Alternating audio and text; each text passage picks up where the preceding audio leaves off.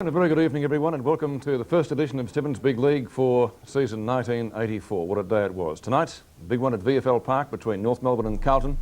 Clash of old rivals, Collingwood and Melbourne at Victoria Park, and grand finalists of last year, Essendon, make the trip to Moorabbin, a ground in recent years that has seen more than its share of fireworks when these two sides have met. First of all, though, the clash of old rivals, Collingwood and Melbourne at Victoria Park. Predictably, it was a sellout affair. Sadly, Melbourne's home ground, the MCG, was vacant, a venue which last year attracted over 72,000 fans to the corresponding match.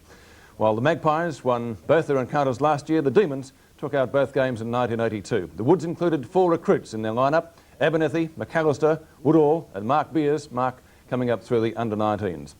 Now, new to the Demon side were Holden, Hughes and Thorne, while notable absentees, of course, were the class sentiment of both clubs, Rains and Wilson, through suspension and injury respectively. We pick up play at the start of the final quarter. The difference is 2 points in favour of the Demons. Our commentators are Sandy Roberts and Bob Skilton.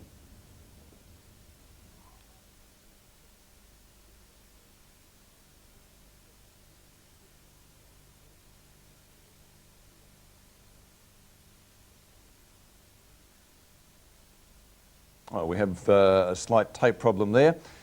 Of course, during the week we had some drama out at Victoria Park with the roof being blown off the grandstand, and as you saw in 7 National News a short time ago, Magpie fans were out very, very early today, taking up their positions for good vantage points around the ground, and it really was a typical Collingwood-Melbourne clash. Both sides went in very hard right throughout the afternoon, and it was a very torrid final term.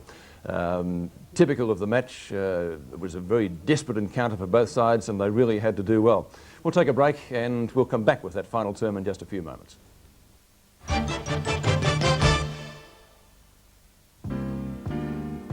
I've been to cities that never close down. Victoria Park, the Demons leading by 2 points. First game of the 84 season, and only 2 points separating Melbourne and Collingwood, favouring the Demons. Fellows and Moore have been doing the bulk of the ruck work for the day. Williams wins the first kick for the term. It's not a good one. Johnson has an airy. Dacos picks it up. Goes down towards the half-forward line. The first score of this quarter is going to be vital for Collingwood, but it's Smith who comes out strongly for the Demons, looking towards Ellingworth. Allen is there, spoiling from behind. Picked up by Johnson. A hurry kick down towards the half-forward flank. Taylor will be first to the ball. Thorne going with him, but Michael Taylor sees it over the line and another throw-in. Sandy, it looks as though Templeton's hasn't taken his place on the Melbourne side in this term. So the interchange bench for Melbourne could well be Templeton and Ick at the present moment. Well, that's interesting. Shaw to centre wing. The bounce will go over. Templeton and Ick on the interchange bench. It's a rather expensive interchange system, but nevertheless. Fellows to Williams. His kick is smothered. Moore in trouble, tried to get the handball away. Williams comes over the top once again, and another ball up. The ball up to take place on centre wing, members' side of the ground. Wes Fellows against Peter Moore. Shocking bounce, taken by Healy. His kick towards half forward. Michael Taylor stands his ground well in typical Michael Taylor fashion, showing plenty of courage under a bit of pressure from Hughes. I don't think that was worthy of 15 metres. It was a complete accident, in my opinion. Both players got a heck of a shot. Spirally torpedo punt kick from Taylor covers a lot of distance. Jarrett swoops on it, gets the hand pass out to Boland. Boland dives on the ball, allows Connolly to come in and play the ball in front of him. Throws the ball over the top. Gary Shaw now. Kick smothered by Jarrett. Great play by Alan Jarrett. And he's put in one of his workmanlike performances. Yes, he's been busy all day. Here's the throw in now. Moore. Connolly. Shaw will stand his ground and back into that pack. Pushed out for Allen. Onto the left foot he'll go. Woodall, 1, 2, 3. In fact, it's not Woodall, it's Morwood. Shane Morwood, who ran onto the ground in the closing stages of the last quarter. Then the siren sounded, and out he's come to take a great one-hander. A very important kick for Collingwood. They trail at the moment. Morwood's floating punt. Goes straight to the arms of Stephen Smith, who takes it uncontested. To the back pocket he goes, and they're out of trouble. Batterston is the runner, receives the handball, gives it across. It was a low handball to Giles, but he gets out of trouble, does it well across to Russ Richards. He in turn will go up towards the half-forward line from across the centre, and the mark taken again by Ellingworth. Roger Ellingworth. Regolo backing into the pack, in fact waits down. Speaking of one-handers, if you don't mind, Michael Reynolds plucks a beauty. Reynolds certainly looks impressive up on that forward line. He played in defence all today, but when we saw him last year, it was on the forward line that he looked a great play. Here he is, 35 metres out, directly in front. The drop punt on its way. Goal umpire has a good luck and says all clear. So the Demons go further ahead, 12-12 to 11-10 on Seven's big lead. Well, that move already successful. Reynolds has done a fine job at full-back for 3 quarters and taking Templeton's place at full forward. A great mark and a pressure goal. And now the pressure right on Collingwood. They trail by 8 points. Here's the bounce with Fellows and Moore. It's won by the latter. Connolly gets a favourable bounce as he wobbles one towards the half-forward line. Jarrett has it spoiled by Taylor. Ellingworth is waiting down, picks it up now, then scoots out towards the pocket. Here's this man again. McAllister's certainly got plenty on him. Thorne's kick is smothered. He gets another shot. Gives the handball across to Adrian Batterston, who chips in towards goal and puts it through. Great couple of minutes of footy by the Demons, and they're looking for the goods at the moment. So it's probably the first time in the game, Sandy, where one side has really dictated terms for quite a period. 2 goals in as many minutes. The Demons lead by 14 points. And how sweet it is to have a first-up victory. 11-10 to 13-12. Can Collingwood come back? Here's the bounce in the middle. Won this time by Fellows. Batterston's there, so too is Healy. Adrian Batterston tries to scoop it out towards Tony Giles. Still in the middle. Boland loses it. Beers does too, but I think the umpire will let play go on. In fact, he does. Regolo snared it well, but then he dropped it. Phillips in trouble, has got a handball over his head blindly. Healy is there. He gets caught by Williams. Gary Shaw comes away with the football. Boland now is seen out of it as Allen kicks long up towards the half-forward line. Jarrett puts body over the ball. In fact, that's something he's done all day. Peter Moore now tucks it under his arm. Away he comes. Back towards the half-forward flank and Ellingworth. Roger Ellingworth swings it in towards centre half-forward. Williams takes the mark. Thought about playing on, but then steadied. Melbourne looking very impressive at this stage as the lead comes from Reynolds. A beautifully placed kick and a nice mark to Reynolds. And Michael Reynolds not much further out than from where he kicked his previous goal. A nice lead, well-placed kick. Reynolds puts the ball forward, but he's hooked it too far. It's through for 1 point, so the Demons go to 13 goals, 13, 91, with Collingwood 11-10, 76. Collingwood not scored in this term. The Demons have added 2 goals, 1. Shane Moore takes the mark. And we've played some 7 minutes of this final quarter. Shocking kick by Morwood, straight to Williams. Short pass from Williams to Peter Moore. Moore has played on, puts himself under pressure, puts the ball wide. Robert Flower in the van, traps the ball well. Long kick from Flower towards the goal square. Fellows in position to mark and does just that. Where's Fellows? Right in the last line of defence. Reynolds will have to be brought back a couple of metres. A kick from Fellows. He's looking for Greg Phillips. He doesn't go for the mark. He punches it on straight to Melbourne's Ellingworth. Ellingworth a hand pass to Peter Moore. On to Williams. Williams the short kick. Robert Flower takes the mark.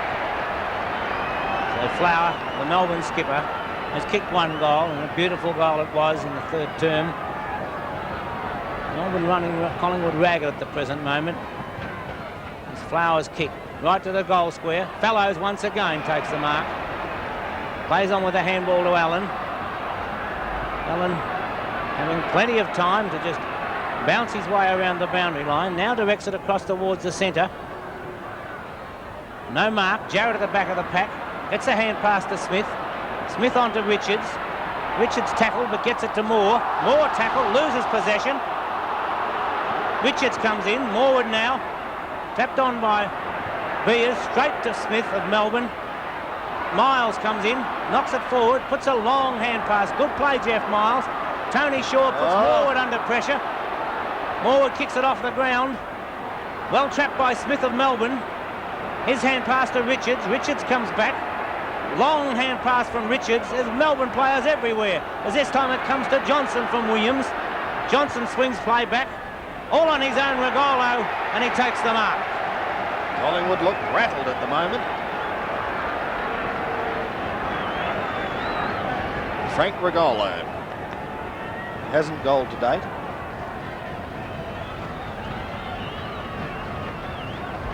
Some 40 metres out, almost directly in front, and this could just about seal it. I know there's only 15 points the margin at the moment. The kick's on its way. It looks good. The Demon flags go up, and they're on fire at the moment. 3 quick goals, and Peter Moore delighted with Frank Regolo's performance, and it's been quite a return to senior football by young Frank Regolo. 14-13 to 11-10, favouring the Demons on Sevens Big League. The chart of the Melbourne club goes up. But there's the scoreboard. That's what Collingwood has to do if they're to get back into this ball game. And it's going to be tough now. Abernethy receives from Fellows. Standing still, he puts a long kick down towards the half-forward line. Shaw was there, but so too is Boland. Gives it across to Williams. The Demons' confidence is growing as every minute passes. Down towards Regolo again. He can't take the mark. In front was Toomey, and the umpire Hood comes in and elects to have a bounce. All Melbourne in this last term. Abernethy in the centre, Dacos to the forward line. Fellows. Taken away, however, with relative ease by Batterston. He gives it to the player in Johnston running past. He fires away at goal, and they're just peppering mad at the moment. There's another one. The Demons are on the warpath. 15-13 to Collingwood, who've stopped on 11-10 on Sevens Big League. Coming up next on Sevens Big League, your chance to win $250. Beginning of the Reserve Cup battle for 1984 as St Kilda take on Essendon with the best seat on the ground reserved for you. Telecast live Sunday at 2:15, the Reserve Cup, exclusive to Seven. Welcome back to Sevens Big League, and we'll be going back to that very exciting final quarter at Victoria Park between Melbourne and Collingwood in just a few moments. But of course today was the first day of the TAB Footy Bets competition, and we have a special competition for you every week now on Sevens Big League, and we're giving you the opportunity, 2 viewers, to win prizes of $250. If you took out a Footy Bets ticket today, we're going to be showing you a time on the screen coming up now, and at that time corresponds with your ticket. If you bought a ticket at that time at any TAB agency this afternoon, telephone this number now, 268 2266. If you're one of the first 2 viewers to ring, then you'll be richer by $250, and we'll be announcing the winners a little bit later on during the program, and also we'll be announcing some telephone betting numbers to give telephone bettors also the chance of getting amongst the money. Go to it, and we'll be announcing the winners a little bit later on during Sevens Big League. Right back now to that very exciting final quarter at Victoria Park. At the moment, the Demons on fire. Back to Bob Skilton and Sandy Roberts. The bounce once again. Pretty even contest on that occasion. Jarrett was unable to take it away, so too was Thorne. Moore receives. High to the half-forward line, and a good diving mark taken there by Jeff Miles. He's tried hard. Cloak. Play on is the call. Richardson has had a day he'd prefer to forget, although on this occasion he's going to be given the free kick. Michael Richardson just on the attacking side of centre.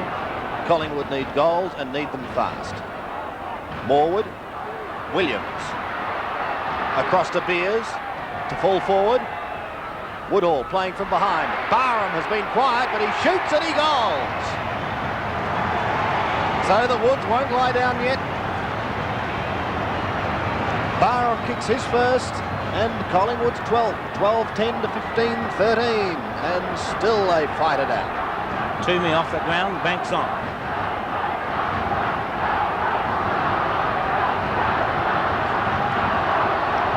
Collingwood fans a little bit of life at the moment. Can Collingwood come back? Well, they can shout as much as they like, Bobby, because there's a new roof on the Ryder stand after the storms earlier in the week, and I think this one is on to stay. From the bounce, Fellows and Moore. Moore with a big punch out wide. Alan Johnson leads in the race for the ball. Got an awkward bounce, but he gets a free kick anyway because Tony Short straight into his back. So Johnson, centre wing. Keeps the ball out wide. Phillips in position. Can't take the mark. Should get the free kick though. And so Greg Phillips comes straight across the ground. Fortunately, the bounce favours Richardson. He's coming straight up the centre of the ground. Goes for the short pass, though. Poor football. Straight into the arms of Robert Flatt. And a hand pass to Smith. Smith goes for the short pass. And Williams, who's been a great player in this term, all over the ground. For David Williams.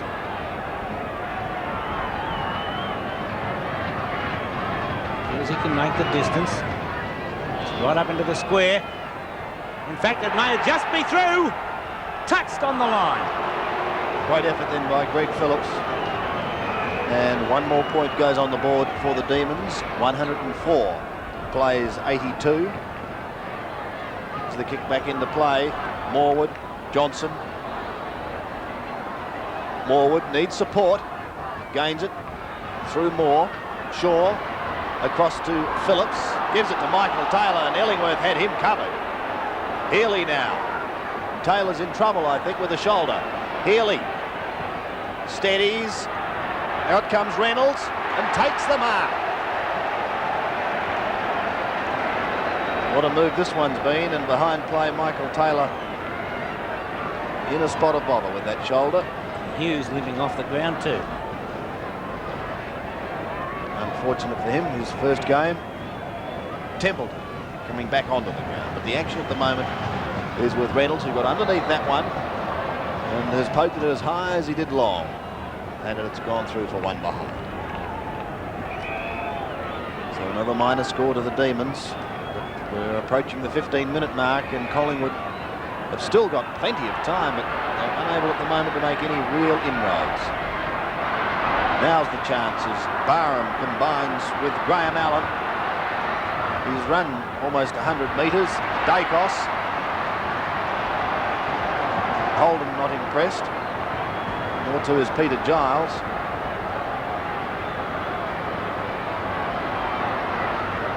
Giles goes back on the mark while Dacos. It's a prodigious punt. What a kick! What a goal by Dacos. Now, if anything can lift them, then that's certainly Shaw. One of the longest torpedoes we've seen for many a day from Peter Dacos, and Collingwood 13-10 trail Melbourne 15-15 on 7 big lead. Well, if anything was going to turn the game, Sandy, it's that type of goal. What a punch. Peter Moore. Rucked all day, gets the ball down to Williams. Williams down to centre half forward. Phillips is in the way though, with Templeton back on the ground.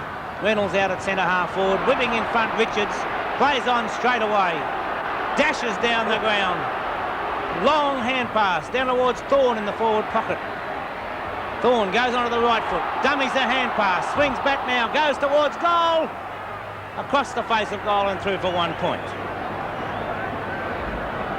1 point to Peter Thorne, and it's Collingwood 13-10, 88. Melbourne 15-16, 106. 18 points to margin. And just on 16 minutes played, Bob, so plenty of time. Kick from Banks. Peter Moore, good effort by Moore. He's done a fine job for the Demons. So Moore at half forward. Probably go long. It's the kick forward. Fellows out and takes a nice mark. Fellows, the hand pass to Allen. Allen puts the floating kick forward towards the wing. Cloak brings the ball down. The ball bounces back to Cloak. Fresh air shot, taps the ball on, it goes over the boundary line, and we'll find a throw-in to take place on centre wing.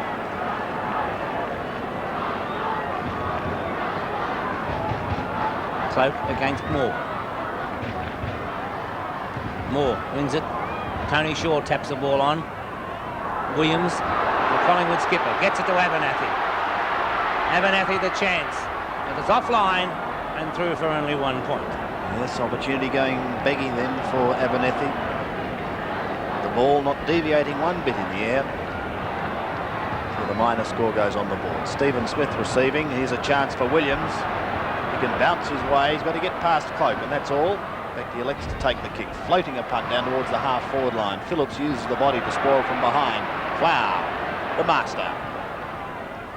Chips over his shoulder. Miles intercepting Healy. Under plenty of pressure. Back towards the centre. Fellows.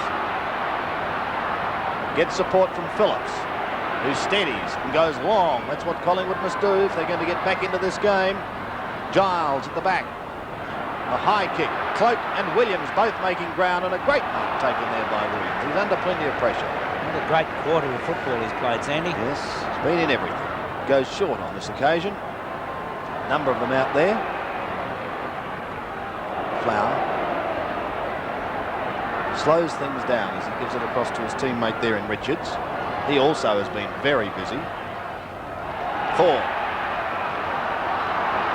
outreaching Taylor.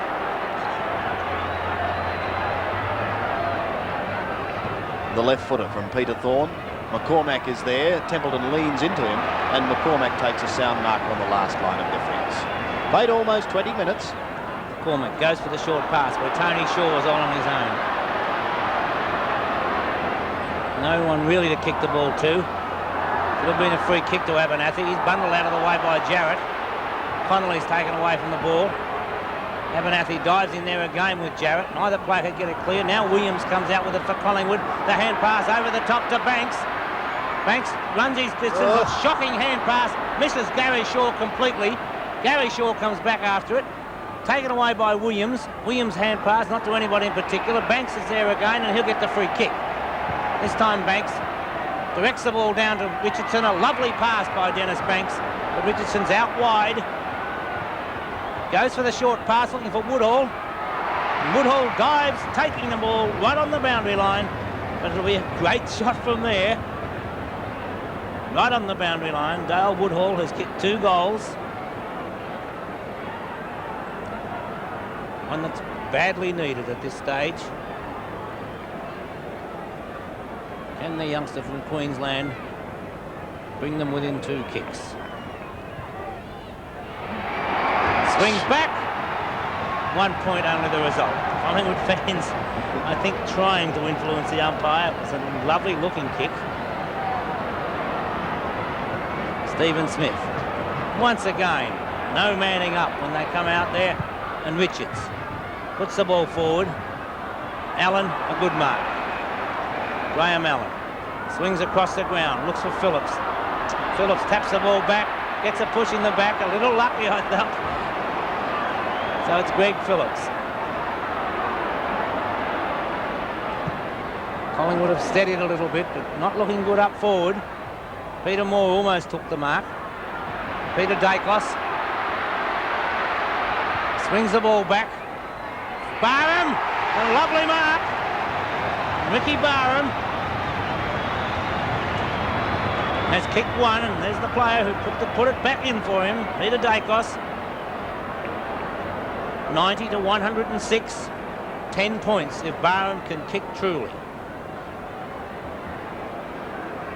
Got a bit of pressure on Ricky Barham at this present moment.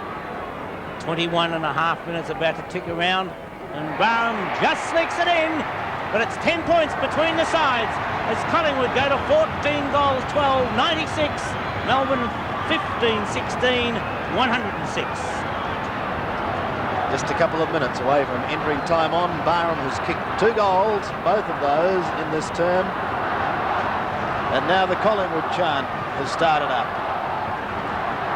A 10-point break.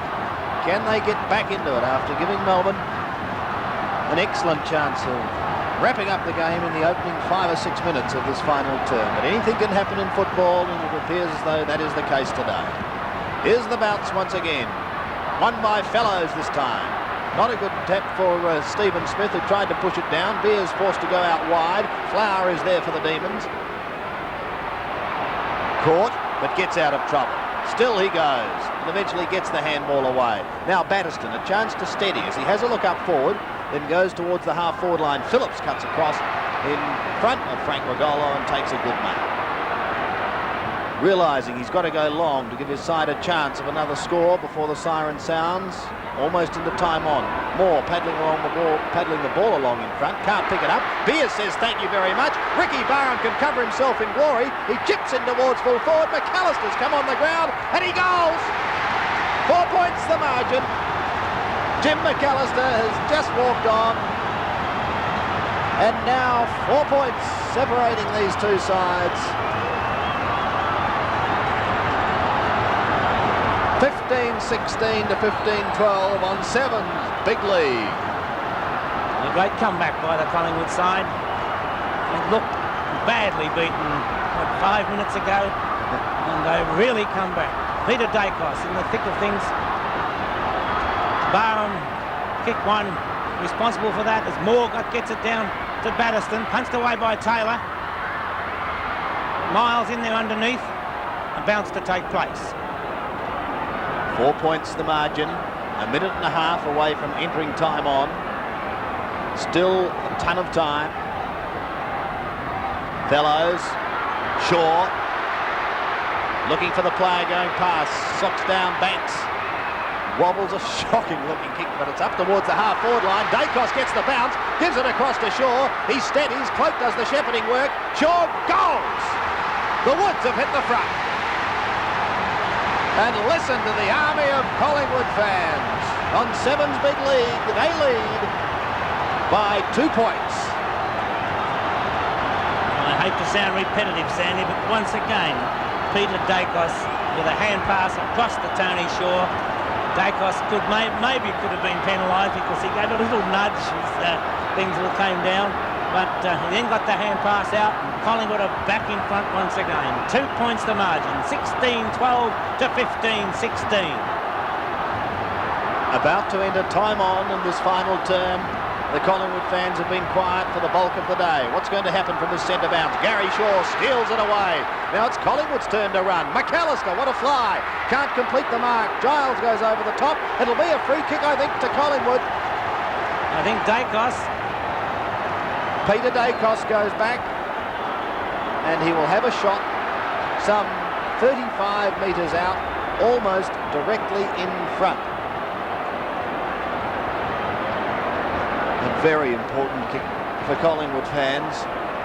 Melbourne seemed in an unbeatable position 10 minutes ago, but suddenly that kick from Dacos, I'm sure, inspired Collingwood. This time he drifts it, but drifts it truly, and the Woods move further ahead. 114 plays 106 now on Sevens big league, and it's this man Dacos that's kept them in the game. A determined team from West Adelaide have come to VFL Park to eliminate Footscray from the competition. See all the action live Tuesday at 8:30, the 1984 Sterling Cup, exclusive to Seven. Collingwood at the present moment holding an 8-point lead, but you cannot write the Demons off. If they could start the game or finish the game as they started this quarter. Gary Shaw again puts the high kick forward. Jarrett punches the ball away. Richardson comes through, try to get the hand pass in, taps the ball on. It's picked up by Batterston. His hand pass across to Ellingworth. Ellingworth puts a high kick up the ground. Barham coming across, couldn't take the mark, but gets the ball down. Williams comes out from Melbourne, does well to break clear. Williams now drives the ball towards half forward, looking for Flower, and he doesn't let him down. Robert Flower, the Melbourne skipper, almost down to half forward. The hand pass across to Williams, who's come right down the ground. He steadies, swings the ball across. No mark taken. Barham coming through, traps the ball. It's kicked off the ground. Desperate play by both sides, and umpire Robinson indicates that he'll bounce the ball about 40 metres out from the Melbourne goal. 114 to 106. 8 points the margin. 26, almost 27 minutes have gone as the loose ball comes out to Regolo. He gets it to Flower. Flower snaps towards goal, but it's way offline. Out of bounds on the full, and the pressure off once again for Collingwood. And unfortunately for the Demons, the clock started to tick away. We'll wait the ball to come back. Over 27 minutes have gone in this final term, and it's Collingwood holding an 8-point margin. Michael Taylor of Collingwood. What a last quarter of football this has been. At the 17-minute mark, Melbourne looking the winners, but since then they have not scored. Fellows tried the short kick. Batterson swoops on the ball, floats a kick forward. Courageous effort by Williams, and what a great mark by Mark Williams.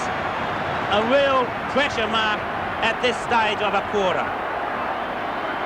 Taking his time, Williams, the Collingwood skipper, puts the long kick up towards half forward. Cloak knocks the ball on. Smith comes in for Melbourne. It's picked up by Tony Shaw across to Banks. Banks puts a long kick forward. It might make the distance. McAllister has taken the mark, plays on, puts the ball through for his second goal. Jim McAllister started at fullback, may finish up a hero at full forward as Collingwood now holding a 14-point margin.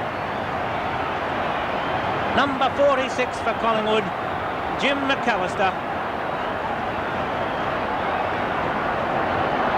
28.5 minutes have gone, and Collingwood holding a 14-point lead after looking a beaten side 17 minutes into the term.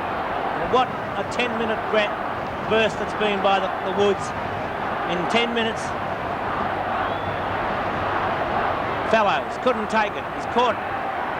When I say caught, he was caught without the ball, so it's a free kick to Wes Fellows. Done a good job for the Woods right throughout this game. Time ticking away for the Demons as Wes Fellows puts it long. Punched away by Giles. Taken by Batterston. Poor kick by Batterston, smothered. Banks came over the top. Batterston coming through again. Gets the hand pass in. But Collingwood, through the agency of their skipper, Mark Williams, diving on the ball, trapping it, containing it. The bounce. Midway between the centre of the ground and centre wing. Cloak. Moore got the ball. The kick from Banks smothered. Dives in after it. Johnson gets it to Healy. Healy's tackled by Allen. Taken by Connolly. Connolly now gets the kick across, looking for Templeton. And a diving mark taken by Kelvin Templeton, but I feel it's too late for the Demons. 14 points. Almost 30 minutes into the term. So even if Templeton can kick truly, they still need a minimum of 2 scoring shots. It's a shocker by Templeton off the side of the boot. Bounces awkwardly, taken by Regolo. The quick hand pass. Barham comes through. Couldn't handle the ball cleanly. Regolo comes on again. Was held. Be a free kick to Frank Regolo. And the youngster from Assumption College has kicked 1 goal. Well within kicking distance. He's only 30 metres out. No angle of note. So it's Frank Regolo. Regolo's kick. He's hooked it, and only 1 point to margin. Only 1 point the result, I should say. The margin being 13 points. There it is. 121 to 106, 15 points. 13 by the scoreboard. Not by our monitor. As we find David Cloak taking the mark.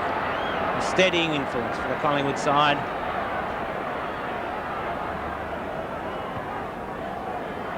Cloak's long kick. Brought to ground. Williams again there for the Demons. Runs into trouble. The loose hand pass. Tony Shaw comes through. Gets it to Gary Shaw. Shaw's hand pass across now. Looks like Miles right down the ground. He slips. Richards comes in from Melbourne. And there's the siren. Collingwood running out winners. 18-12. 120 to Melbourne. 15-17. 107. Sevens Big League is part of the 1984 Nissan VFL Premiership season. At the end of the first 3 quarters, less than a goal separated the sides. Melbourne made the break early in the final term. Collingwood came back to win by 13 points in a real thriller at Victoria Park. For Collingwood, Cloak got 3 goals. Healy got 3 for Melbourne. The statistics on the match. Yes, we'll find them in just a moment. The statistics on the match coming up. There they are. I knew they were there somewhere. Kicks 192 to 218 in favour of Melbourne. The marks in favour of the Magpies by 15. The free kicks 30 to 25. The handballs 107 to 116. The hit-outs 29 apiece. And the shots at goal 30 to 33 in favour of the Demons. After the match, Bob Skilton went into the Collingwood rooms and he spoke first of all to Jim McAllister. Well, Jim, Essendon to Footscray to East Ballarat to today. How did it feel? After the win, great, yeah. 2 goals yourself personally in that last quarter. You looked pretty excited when you kicked those goals. Well, getting the kick out there today anywhere, I think I would have been happy because like I started out on the bench and being the first game with a new club, you know, it's great to get away to a good start. So I was really happy, yeah. Were you apprehensive about coming back and having a go with the third club? I had to really sit down and think about it, but after playing up the bush last year, you just miss it so much, you know. I thought, well, one more try. Did you feel at the 17-minute mark, after Melbourne had really taken control of the game, did you still think you were in there with a chance? Well, you're always in there with a chance, but I must admit I thought it was not beyond our task, but it was going to be very hard, and the boys just pulled together. They showed a lot of guts and courage to get it down to the full forward position for a start, and then the guys down there just sort of topped it off. Guts and courage, I think, summed it up. It was a great fight back by the Magpies, and the Demons certainly looking the winners halfway through the final term. Bob then sought out Peter Dacos and asked him if he gave himself a chance of kicking that vital goal. You know, we were at a crucial stage of the game. I'm not sure what they were up. They were something like 3-4 goals up. And I looked back and I just had a feeling I could get onto it. It's just a matter of getting onto it. I suppose any football gets onto it, it'll go close, and I just went for it and it just happened to go in. If it had gone the other way, it would have made me look worse. So I did make the comment at that stage that if ever a goal was the type of goal to lift the side, then that was it. And the side did respond. What was the feeling like out on the ground? Oh, it was magnificent. Melbourne were running and talking and doing everything, backing up, and I thought they had us, but then we kicked a couple, and then all of a sudden, you know, it reversed the situation. They went into a hole and we just went on with the job. On Sevens Big League now, our first footy winners for season 1984, each winning $250 because they bought their ticket today at 132. 1332 marked on the ticket, and they were Mr. T. Tamark of Airport West and Mr. W. Edwards, one of our Gippsland viewers from Trafalgar. And they win the first $250. Okay, now it's time for TAB phone account people. And on the screen, we've put up 8 phone account numbers. If one of those is yours, then also ring 268 2266, and the first 2 viewers to phone through will win also $250 apiece, and we'll be bringing you their names a little bit later on during Sevens Big League. We'll take a break and we'll be back with... Welcome back to Sevens Big League. Tonight, Peter Landy is looking at highlights of round 1 of the 84 season. But what I'd like to do for a few moments is take you back and relive some of the highlights of opening round matches in days gone by. Back, for example, to 1949, when John Coleman, the sensation from Hastings, booted 12 goals in his debut against Hawthorn. It was a record equalled by Collingwood's Peter McKenna 17 years later, again against the hapless Hawks. Geelong and Collingwood opened 1967 with one of the controversial finishes in football history. Bill Ryan had 2 kicks for goal to give the Cats victory. The most prolific goal kicker in the game, Hawthorn's Peter Hudson, had kicked 8 goals in the first half against Melbourne at Glen Ferry in 1972 before tragedy struck. He was slung to the ground by Barry Burke and sidelined for 23 months. John Rantell, Barry Davis and Doug Wade came to North Melbourne from other VFL clubs, while a youngster named Wayne Schimmelbusch crossed from Brunswick to start the revival of the Roos. That was in 1973. Lethal Lee Matthews kicked 11 goals against Melbourne in 1981 to highlight his claim as the best footballer in the land. And last year, North's veteran David Dench was reported and subsequently suspended for 2 matches for the very first time in his career. The victim? You guessed it, it was Jacko. But now, back to 1984, here's Peter. Thank you, Sandy. And of course, Jacko was reported today. Match of the day this afternoon was at VFL Park, where finalists of last year, Carlton and North Melbourne, clashed in front of over 36,000 fans. Both have been disappointing in the practice matches, the Blues losing to Footscray and Hawthorn, and North, although recording 2 wins, only sneaked in by a point from Geelong. From last year's lineup, Carlton were missing Fitzpatrick and Bazasto, of course, North losing Abernethy to Collingwood and having to cover for the injured Glendinning and Gregg. We pick up play now, and Carlton leading by some 27 points in the second term. Gone with that time. They're the danger marks too. You can really be hurt. The ball knocked out by Dempsey. Back it goes to Murphy. He's grabbed to Corker-Mealis wearing number 50 now. Well played that time by Fury for North Melbourne. In goes Buckley. Goes right across the top of the pack. Finally Corker-Mealis again. A bad hand pass. Down goes Murphy. Nearly tripped and the umpire spotted it. Quick hand pass. They're not wasting any time, Carlton. They're going on with the job as it comes out to Buckley. Another short pass out wide. It's Hunter coming out to meet it. Also Meldrum. Meldrum's first there out there at half forward. Gets around Carlton quite easily as he goes for a pass down there looking for Hunter. But Holt's in the way. Grabs the ball and Hunter won't let him go. And it's holding the ball against him. Pretty severe, I would say, by umpire James then. Actually made the play. We'll watch that again. What else could he do? I think it was knocked out of his hand. But at any rate, the free kick's against him, and Hunter's got the ball right on the boundary line. He's only about 30 metres out. A pretty difficult shot, too. Carlton the 41 points to North Melbourne 14. Pack fly, and this one will be... There's a Madden got the goal. He might have kicked that one. Yes, he has. That's his third. Oh, what a beauty. The North Melbourne defender's asleep that time. So it's 2 goals, 2-14 North Melbourne to Carlton, 7-5-47. And we're at the 9-minute mark of this second quarter. We watch that again. And you just watch Madden while the North Melbourne fellas have a bit of a snooze there. They all wait down. No one bothers to go over, so Madden just goes in quite casually and kicks an easy goal. Yes, easy being the operative word. 9.5 minutes have gone in the second quarter, 14-47 on Sevens Big League. Carlton doing it easily at the moment. It comes out to Corker-Mealis, who's pretty close to best on the ground, in my opinion. A short pass is an absolute gem, and Ralph now has a chance to bring up his first goal. He's kicked 2 behind so far. He's gone for a short pass, unselfish, on towards the skipper. That'll win him votes. Johnson into an open goal, fires and puts it through. Carlton running right at VFL Park, 8-5-53 to 2-2-14. Very unselfish play by Ralph, Lou. Yes, great play. We watch this. He could have easily had a shot, and a beautiful pass by Corker-Mealis. And as Peter said, just about the best player on the ground. Now, watch Ralph. He's well within kicking distance, but very unselfish. He passes it over there. I don't know whether he's trying to ensure a game next week, but it was a pretty wise move on his part. But very unselfish play, and of course it came off. 2 goals in 2 minutes to Carlton now. 10.5 minutes gone. 53-14. It's a cakewalk for the Blues. They're looking good. Dempsey high. Could be a free kick. No, says the umpire. Socked away by Buckley, I think it was. Out the centre wing. Picked up by Dunstan. Got one too high, and he'll get a free kick. In fact, it could even be a little bit more than that. It's a report. Oh, that was a bit tough. I don't know. I don't think McClure had... that was... To my way of thinking, Peter, very, very tough one indeed on McClure. Glenn James made up his mind very quickly, didn't he, Lou? Well, he's the quickest gun in the West, or the quickest book in the West. He'll get a pencil out quicker than Whiteherb could get his 45 out. Watch it again. Quick draw McGraw. Well, he virtually got him around the neck. Anyway, that's for the tribunal to make up its mind about when it meets on Monday night.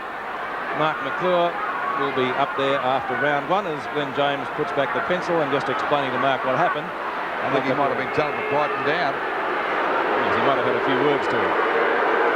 Dunstan from right centre wing. It might liven North Melbourne up. They could certainly do with a bit. Knocked away by Alvin. There's another one. Buckley copped that one from Fury. Is that a booking as well? No. Similar. Let's watch that again. Jimmy's saying, why don't you take his number? And he turned around for him to take his number as a witness.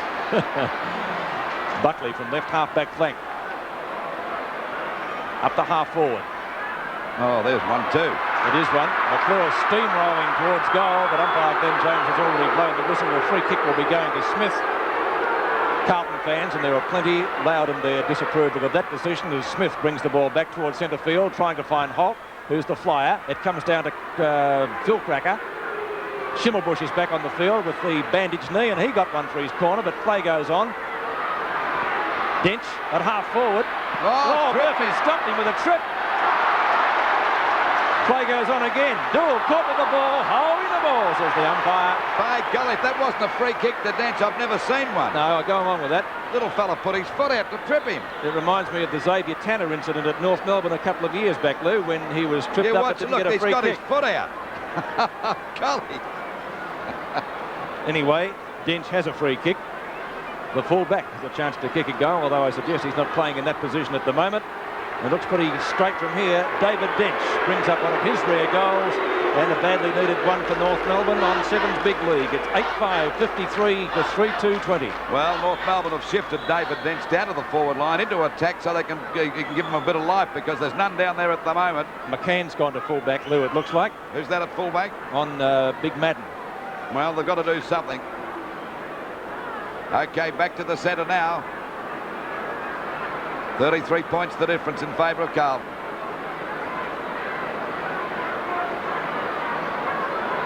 Waiting for the bounce again. Up she goes. Ball knocked out by Dempsey. Picked up that time by Alvin and sends Carlton back into attack, looking there for Corker-Millis. He fumbled that one about the first he's done for the day. He goes after it again. Lost it the second time.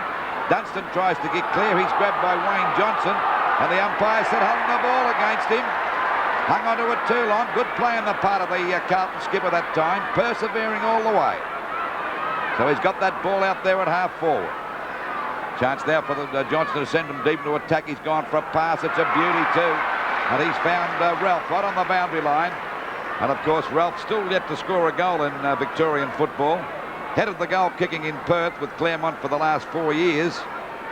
Let's see what he can do with this one. He's kicked 2 points so far. There's the kick by Ralph. That's his first goal, and a beautiful goal by Ralph. So the scoreboard, 9-5-59 Carlton to North Melbourne 3-2-20. Well, they're certainly looking good, Pete, aren't they? There we see Johnson go for a pass. It's a magnificent pass. Over to Ralph. And I'm quite sure Ralph's going to be a dead-set asset for this side before the season's over. Peter? Yes, Ralph, always a good leader, very fast, and he's got his first goal in VFL football. Madden against Dempsey again, but North Melbourne really struggling. That attack is really down the drain at the moment. Knocked out by Dempsey, over to Fury, over to Cracker. And the ball driven over the half-forward line by Jimmy Cracker. Back it goes, tapped on by McDonald, but there's no one there to help him. Picked up by Perovic. And Carlton take the ball away from the danger zone once again. Over to Elvin. Beautiful play. Magnificent play. As he taps the ball over to Melbourne. That kid's a fine for sure. As the ball finally goes down there, but McCann's in the way to no. He's dropped the mark. It could have been interference. Yes, the umpire spotted that. And McCann will take the free kick down there in the back pocket. We're at the 15.5-minute mark of the second quarter. And Carlton 9 goals, 5-59 at North Melbourne, 3-2-20. 39 points the difference. North Melbourne looking undermanned. Knocked away by Madden. Dean Dugdale, he's been very quiet. Cracker on centre wing. Jimmy is well caught. Over the boundary line goes the ball. And Cracker will get a free kick for in the back. Cracker on right centre wing. Buckley underneath it, so too is Glasgow. Oh, hip and shoulder by Madden was a good tackle. Thomas in trouble. Out it comes to Holt. Up to full forward. It looks a Carlton mark, almost a Perovic, but the umpire says no, it will be a ball up about 35 to 40 metres out from goal. Their biggest problem up at forward, they've got no one to kick the ball, no one to take a mark up there, That's their trouble. Well, their Rovers are being well beaten at the moment too, Lou. Crackers haven't done that much, although Jimmy has tried fairly hard. Dempsey on centre wing, or right half forward he is now. Ball dropping a little bit short. Harms again. Good smother by Cracker that time. He's lifted off the ground, Jimmy, by Harms. The umpire says holding the man. And Jimmy Cracker gets a free kick 35 metres out from goal. Let's watch that again. Harms the tackler. The ball not there. He's kicked one out of North Melbourne's total of 3-2.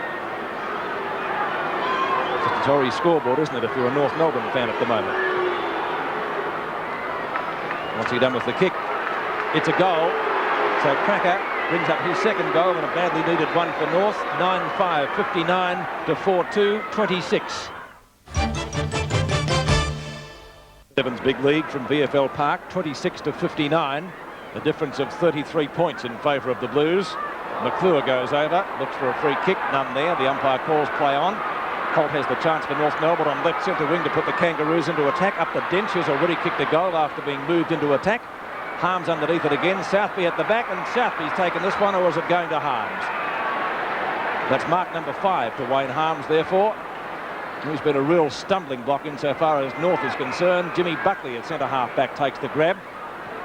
Buckley directing play out to the skipper on centre wing, and away goes Johnston, setting a fine example today. Short pass, and it's a gem.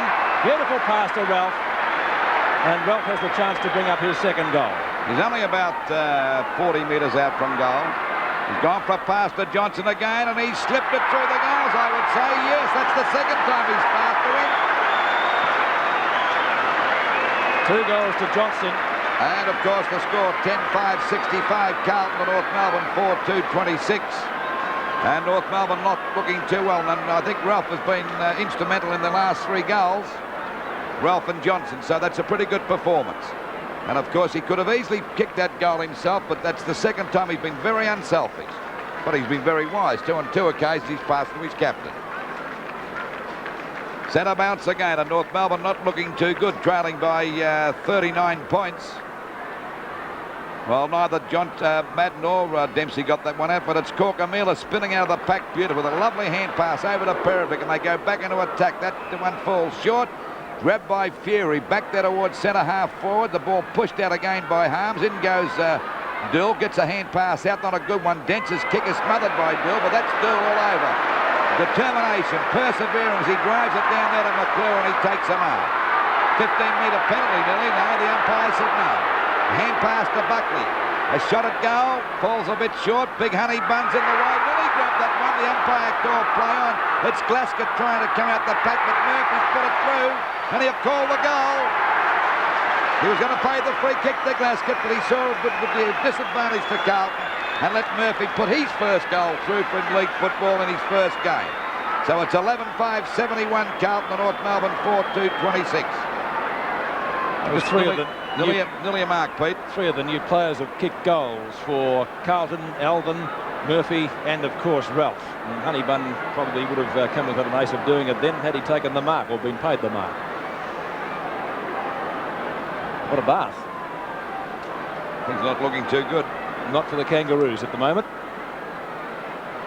We're approaching the 21-minute mark of the second quarter. 71 plays 26 in favour of Carlton. It looked like having a pretty successful year if this is going to be the pattern of their play. Hodgman, he's been quiet today, well tackled by McClure. Collins tries to get the ball into the open spaces, not having any success, and umpire Glenn James has decided on a bounce. I reckon there've been 10 North Melbourne players that haven't had 3 kicks in this game. You've given our statistician Paul Todd something to work on. I'm not kidding. You'd be pretty right, I'd suggest. Knocked down by Madden. There's 11 to be exact. Corgamilis nearly had his head taken off, and Spiro takes the free kick.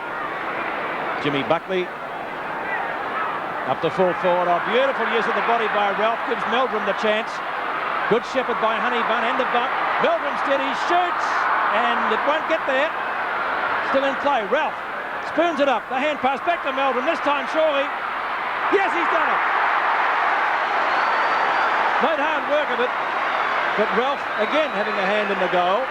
He's had a hand in a few of them, I can tell you. 12-5-77 to 4-2-26. Meldrum has kicked 3. Let's watch that again. That was take 1. Didn't get there. It's like one of my drives. Back to Meldrum this time, and he put it through. Well, that's great play on the part of Ralph. He's doing a great job down there, and it's certainly a very unselfish player. Yes, a great asset up forward is Warren Ralph. At the 22-minute mark now of the second quarter, 12-5 to 4-2. North Melbourne will have to find something very quickly. Indecisive tap away, but finally it's Jimmy Cracker who gets it into the open spaces. Down goes Perovic. picked up by Dunstan. The ball slews off the side of the boot, and the chance is for Hunter. And Hunter's clear out there on that half-back flank. Over it goes to Montgomery. There seem to be about 36 Carlton players out there at the moment as Montgomery drives it up there looking for Ralph. He's got the set, he's got the mark. He's only about 35 metres out. I wonder if he'll have a shot this time, or will he go for a short pass again? He's already kicked one goal and could have easily kicked 3 or 4. Directly in front. There he goes. That's coming around beautifully for another goal. That's his second. And of course, at the moment, Carlton move on to 13-5-83 to North Melbourne 4-2-26. Into this quarter by about 23.5 minutes. There we see the play coming from Montgomery. This is a beautiful pass to Ralph, who leads out well in front of his opponent that time. Smith had no trouble grabbing that one, and of course he hooked it through for a nice goal. That's his second. It's back to the centre now. Dempsey against Madden. Dempsey got that one down, picked up here by Dunstan. He's been a pretty quiet player too, but he's had plenty of mates as the ball goes over their half-forward line. Harms couldn't hold that one. Fairly's grabbed by Southby. Backing up again as Harms can't get clear. He's grabbed, and he's still grabbed. It's nearly held the ball against him. It finally comes out to Alvin, and Alvin's clear. The ball back over the half-forward line for Carlton. There's a chance now for Smith to pick it up, but luck's not with him. The ball comes back here now, and it's little Murphy running to an open goal. And the ex-Geelong West player fires, but he's up target, and it's hit the post. That's the point post that's out of bounds on the full. I don't know about you. I think they should have a count of the players out there at half-time, because there seems to be about 36 Carlton players to about 5 North. Oh, nearly a mark to Jimmy Buckley. Couldn't hold that one in time, and it's out of bounds on the half-forward line for Carlton, about 60 metres around from their goal. Carlton doing it easy at the moment. Ball knocked out by Dempsey. Fury runs into trouble, gets a short kick back to Schimmelbusch, but he's grabbed, pulled to the ground. Cracker can't get clear. Jimmy Cracker's grabbed too high, and he'll take a free kick down there at half-back. Well, they don't look like scoring too many goals at the moment, North Melbourne, because there's nothing up there on the forward line. A short pass, and it's Schimmelbusch with the ball now at half-back. Decides to go for run, looking for someone to give it to, but it falls short, and Perovic's got an easy mark. They seem to be all out of position down there in attack, and this is making it very easy for the Carlton defence to do their job. McClure in front, far too good for Thomas, and takes that mark out there at half-forward. As a matter of fact, the McClure's looked pretty good today. Beautiful pass to Hunter. Decides to play, and over it goes to Matt. This could be goal number 4 for him, and that's what it is. So it's 4 goals to 26 North Melbourne to Carlton 14-5-89, and the Blues looking $1 million, Peter. Scott Palmer's report is next on Sevens Big League, followed by the clash of Moorabbin between the Saints and the Bombers. Details of our previous replay, North Melbourne and Carlton from VFL Park. At quarter time, Carlton led by 20 points. They had a magnificent second term to lead by 74 at half time.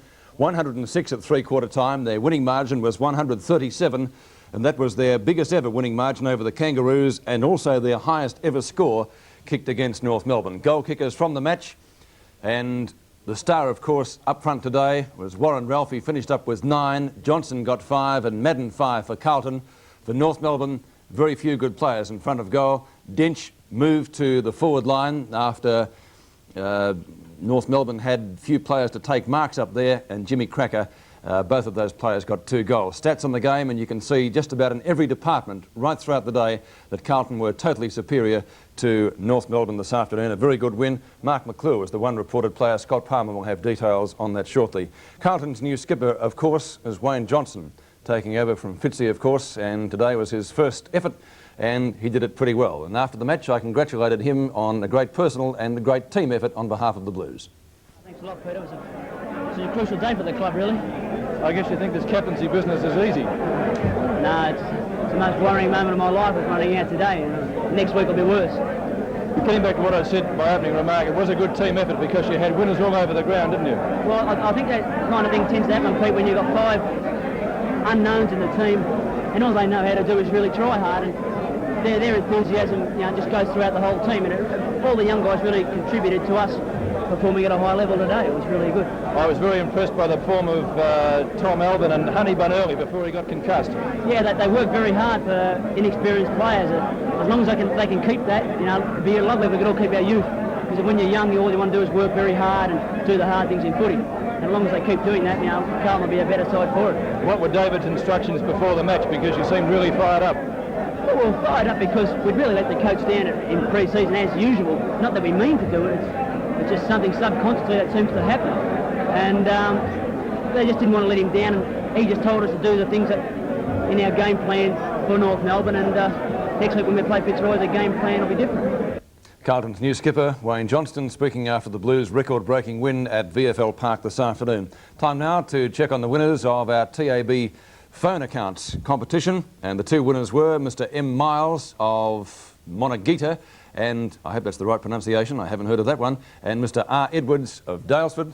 And that indeed is a great spot, and both of those viewers winning $250, and good luck to them. All right, it is of course essential to advise you that all winners in our competition go into the barrel for a great prize at the end of the year, and let's check on that right now. It's the GL manual hatchback from Nissan, powered by a sporty 1.5-litre engine with 5-speed manual overdrive. The Pulsar GL hatch offers a standard of motoring unparalleled in any other small car. Shortly, Essendon and St Kilda, but once again it's time to introduce the sporting editor of the Sunday Press with all the footy facts and stop press, and here he is, Scott Palmer. Good evening again. Welcome into the Sunday Press newsroom, where the furniture's just the same, so are the faces, but the news, it's nice and fresh. So let's go to press. The reports took the gloss off our win, said a jubilant Tom Hafey, but it's great to beat a side like Fitzroy. Hero Mark Jackson kicked 9-2, was reported for a head-high tackle, suffered a cork thigh and was mobbed by Geelong supporters. Hafey said, that man has a football brain. Geelong's best player, Gary Ablett, was reported by 3 umpires for striking Gary Wilson, the same fellow who got in Jacko's way. And Fitzroy's Michael Coates was reported too for striking Greg Williams. Robbie Wall said of the Lions, the Cats were too aggressive, and we missed Big Matt Rendell. We just couldn't get the ball out of the centre. Fitzroy have let Sleepy Hollow tonight in turmoil. Everyone wants to pat Jacko on the back. Even before the Swans have paid up the money for Bill Picken, he's reported. Billy allegedly disputed decisions of field umpire Kevin Smith today. Coach Ricky Quaid wouldn't comment for fear of getting a $2,000 fine, but some unnamed Swans official said all Bill did was throw his mouthguard away in disgust. Quaid was pleased with the performance against the Premiers. We would have beaten any other side, he said. Alan Jeans said he was happy to get the 4 points. Jeansy always says that. But he praised too for the Swans for their game today, particularly the move of David Rees-Jones to the forward line. Local boys there for Kevin Sheedy. He raved about Peter Bradbury, one of our printers here at Flinders Street. Sheedy also praised his young giant Paul Salmon and said the suburbs was where the future of the game rested. He said he was satisfied with the win because last year the Bombers lost to the Saints. St Kilda's Tony Gill was delighted with his side's game too. They had a go, they played as a group and they showed endeavour. Narkle and Cronin, the 2 West Australians, did well, and Robbie Muir dislocated his shoulder. It popped back later and the Saints are hoping he'll be all right for next week. Unity might have been a problem last year, but not this year, said Collingwood's coach John Cale today. He saw his side come from 27 points down to stage a great comeback. Apart from a grand final, I've never seen the players so excited, said Cale. Ron Barassi said there was be a question mark over the Demons until they get their heads right. He means their minds. Barassi has Templeton, Ick and Hughes all with injuries after a bad day today. North Melbourne will hold a selection committee meeting tomorrow to discuss the effort at VFL Park today. It will review the position of all players who turned up for the Kangaroos at Waverley. Cable said after last year's finals fade out, it was a big worry at North Melbourne. Carlton's win was a record over North. They had 395 possessions to 266, but they also have had Mark McClure reported for another head-high tackle. Stephen Perry ended a sad day for Richmond by being reported after Simon Beasley had kicked his 11th for Footscray. The charge was misconduct in that he interfered with the Bulldog. Someone said that they saw him pick his mouthguard up after that goal was kicked. Mickey Malthouse said that persistence won it for the Bulldogs today. And Richmond's Mike Patterson, he was bewitched, bewildered and bothered. He blamed a lack of desperation for the debacle, but not Mark Lee. He said the big boy put in all day. That's all for you. Peter, back to you. Sevens Big League is part of the 1984 Nissan VFL Premiership season. Thank you, Scotty. And summarising all that, it's going to be a busy night at the Tribunal on Monday night. We'll take a break. Back with St Kilda Essendon in just a moment. Essendon clash this afternoon took the back seat to the clashes during the week between the VFL and the West Australian Football League over player permits. After league threats and appearances in the Supreme Court, Phil Narkle and Phil Cronin made their debuts with the Saints, while the Bombers' one newcomer was Leon Baker from Swan Districts. Essendon have won their last 6 matches against the Saints, and indeed some of their clashes have proved to be rather fiery. Today at Moorabbin, our commentators were Jack Edwards and Peter McKenna, and our replay begins at the 5-minute mark of the third quarter. Has only kicked 3 goals and kicked those in the first term. Now out they go again from the half-back position. The full-back kicks in. This time the target is Burns. We've seen some good marks here today. That was a gripper. Burns shoots it further upfield. It's been taken here by Cronin. Cronin looking upfield now, looking for a tall man in Cowie, I would believe. Cowie sets himself. Madden comes in, can't take the mark. Now it comes back now and cross drives goalward. Lockett's the target. Big strong Lockett, can't take it. Not backed up by Rovers once again. It's Lockett going after it, can't pick it up yet.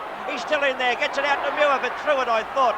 The umpire calls play on. They all stopped waiting for the free kick, which did not eventuate. Frank Donnell gets it down towards half forward. Oh, good play there, and that's a mark. Good play there by Jeff Cunningham as he found Paul Morwood about 45 metres out from goal, directly in front, kicking into a slight breeze. Essendon lead by 5 points. The time clock 5 minutes and 20 seconds into the third term. Well, young Salmon had difficulty making the distance from where he is. There's another injury to St Kilda. Looks like Robbie Muir this time behind.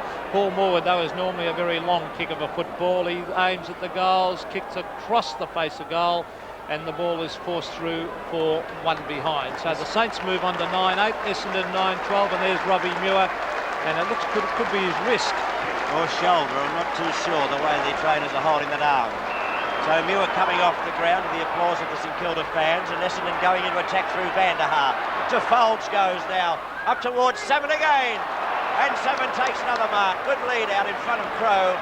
And Salmon now, well, let's hope his luck does change, because he's, as I said, kicked 3 in the first quarter and has missed about 5 since then. Great pass by Gary Foles there, streaming down the ground, and instead of blazing away at the goals, he saw the lead and a beautiful low foot pass hit him right on the chest. Well, Salmon, 25 metres out from goal. Essendon leading by 4 points. He's kicked it. Essendon lead by 10 points over St Kilda. Yes, and although St Kilda are stuck with Essendon, you always get that feeling about Essendon that they could run away at any moment. And St Kilda are giving away a tremendous amount of height all over the ground to the Bombers, and sometimes getting towards the end of a game. Admittedly, it's only in the third quarter. The Saints will have to answer that one quickly, I would think, Jack, and not let Essendon get a run on. Yes, well, they're playing well enough. Now at the bounce. Big open territory down there on St Kilda's forward line, but Madden winning in the ruck again. The ball tapped down, coming through. His Keel. Oh, boy. I don't think he hit him. I think he missed it. The elbow was about 3 feet in the air, though, Jack. Yeah, he didn't hit him with it, though. He ducked under it, but back to the football. Down we go, and it could be a mark to the man in front. The umpire says not. It's been forced out there by Morwood, and the mark taken in defence by Doug Cox getting the booze there, because he's an ex-St Kilda player, of course. Jeff Cunningham. He's playing well. Looking in there for short. Burns is the target. Oh, 15-metre penalty would have to be applied, I would think. I don't think it is. Oh, well. I thought it should have been. Now, can he make the distance from about 50 metres out? Take a good kick. They're finding it very difficult from there. There's just a slight breeze. But once again, Peter, there are no Rovers down in that goal square for when Lockett contests the mark, if the ball does drop short, I speak. There's the kick from Burns. It won't make the distance. Up they go. The ball was tried to force through by the Essendon defenders. In they go. Here's a chance for Cowie. Lockett! He's kicked it. That's his fourth. Yes, he's done well. Young Tony Lockett should have kicked, in my opinion, at least 7.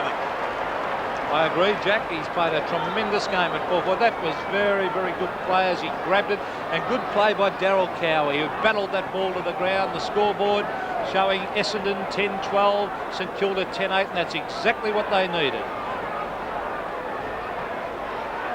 Right, let's see what happens now. Side bottom being beaten by Madden. Got the tap that time, but didn't get to a teammate. Picked up by side bottom, off the side of the boot. Lockett's there. I tell you what, this kid's not bad. 15 metres. He's a good player, this player. He's a good player. I'll tell you his stats in a moment. This kid, I said, should have kicked 7 goals. I say kid because he's 18 years of age. He's only played 12. This might be his 13th league game now. He's 6'3" and 14'9", and he's going for his 5th goal. Will he get it? Point blank range. Dead in front. It's through. Well, Tony Lockett's kicked 5. And the scoreboard showing 74 to 72. One day, we'll put in a swimming pool. Side bottom, up high, taps it down, comes to Fashini.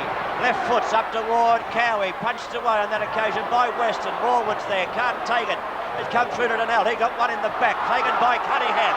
Out to Narkle. Narkle goes to, yes, it found him. He's got Lockett again. He's got Lockett again. My word. Great play, Narkle. Tremendous football, Jeff Cunningham initially to get that ball out as he got it over the top there to Narkle. Narkle once again didn't blaze away. Lockett going for goal number 6. Let's see what the young full forward can do, and this will lift the stands here at St Kilda if he can kick it. He stabs at it, it's swinging back, it's a goal!